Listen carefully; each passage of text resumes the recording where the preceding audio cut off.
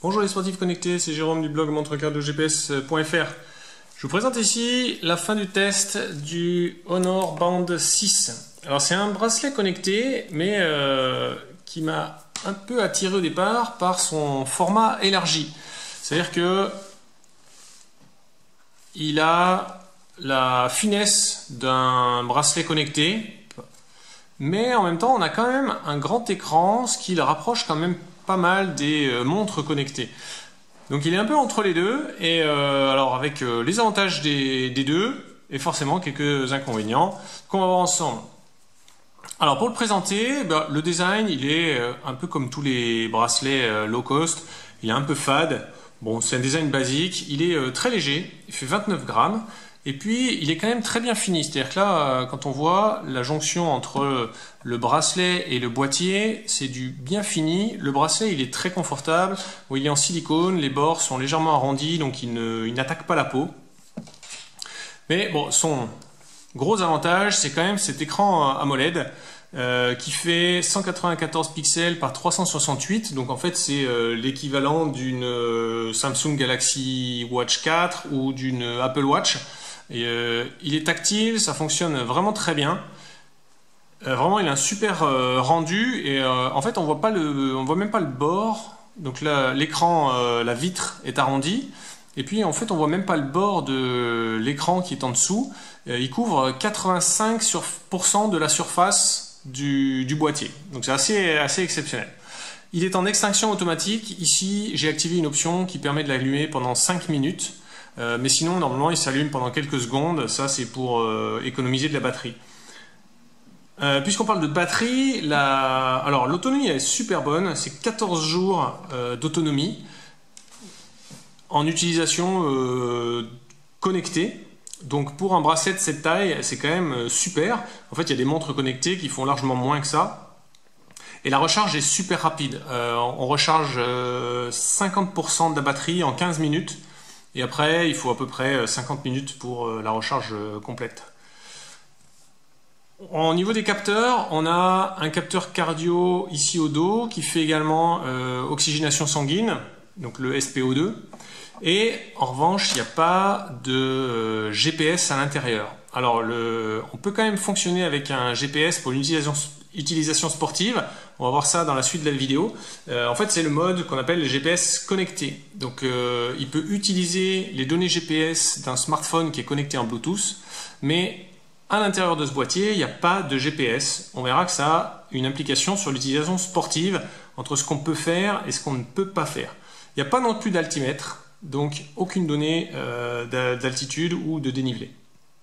Il est super simple à utiliser. En fait, l'interface avec le tactile est vraiment super pratique. En fait, on fait défiler les widgets horizontalement. Du haut vers le bas, on accède ici à quelques raccourcis d'un panneau de raccourcis, de configuration. Là, on accède au menu des paramètres. Donc on peut régler l'affichage, des vibrations, l'intensité de l'éclairage, etc. Et puis avec le bouton on revient en arrière, ou alors si on est sur la watch face, une pression du bouton fait qu'on arrive dans la liste des applications. Donc on a là le menu des profils sportifs, l'historique d'entraînement, rythme cardiaque, oxygénation sanguine, sommeil, stress, etc. jusqu'aux paramètres.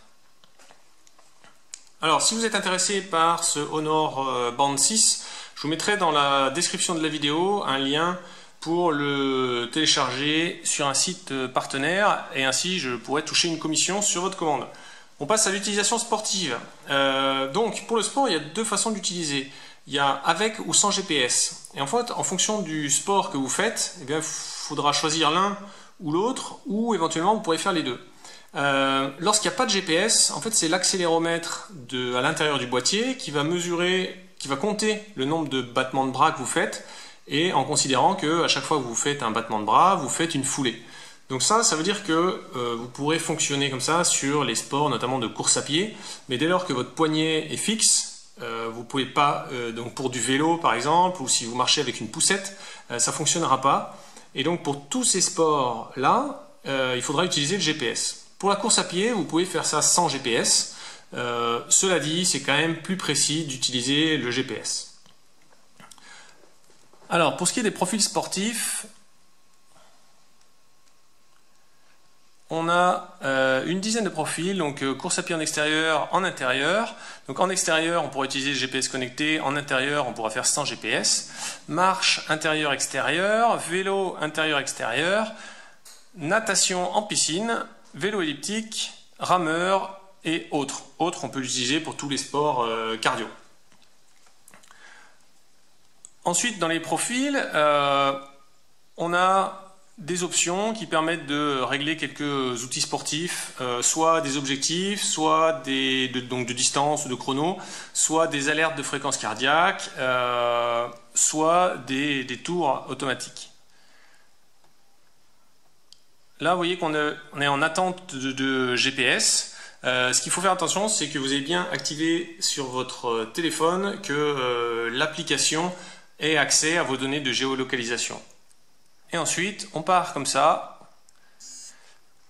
Alors c'est assez simple, hein, on a deux écrans avec 4 données. On a des données chiffrées, on a une petite jauge cardio ici pour la zone de fréquence cardiaque. Parmi les données, donc on a des données globales ici. On n'a pas de données d'altitude. Donc ça sera quand même une limite. C'est quand même c'est quand même ce qui limite à des sports récréatifs.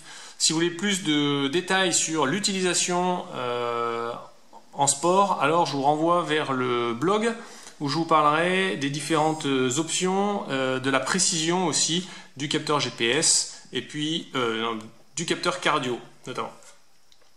Pour le suivi de l'activité quotidienne, eh bien, on a quelques widgets. Alors, on a un widget de fréquence cardiaque avec un graphique sur 24 heures qui montre le minimum, le maximum, la fréquence cardiaque au repos, c'est-à-dire au lever, la fréquence cardiaque actuelle. On a la même chose sur le suivi du stress. On a ensuite ici un widget qui est un peu un résumé du nombre d'heures pendant lesquelles on a été actif, le nombre de minutes actives, le nombre de pas qu'on a effectués. En complément, dans la liste des applications, on peut lancer une mesure de l'oxygénation sanguine. Là, il faut être à peu près immobile pendant 30 secondes. Et on trouve ici le sommeil qui est vraiment complet. On a donc la durée, on peut se fixer un objectif dans l'application, l'heure d'endormissement, l'heure de réveil.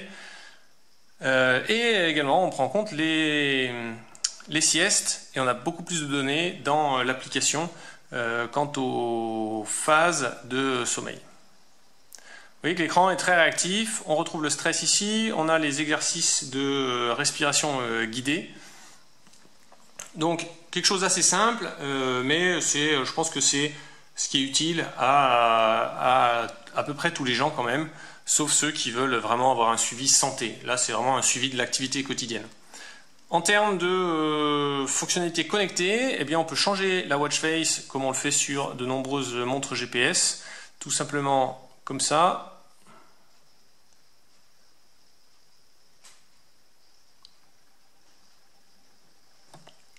Donc il y a des watch faces qui sont assez sympas, notamment celle-ci.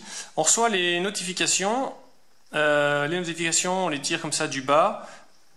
On peut lire des longs messages. En fait, on peut faire défiler s'il y a un message qui est très long, si on vous envoie un SMS. Donc on peut recevoir des SMS, des emails, et puis toutes les notifications des applications de votre smartphone.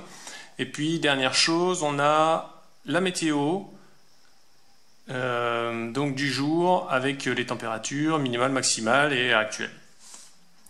Bon, au global, ça reste un bracelet qui est très simple. Il ne faut pas vous attendre à des analyses poussées de vos performances sportives.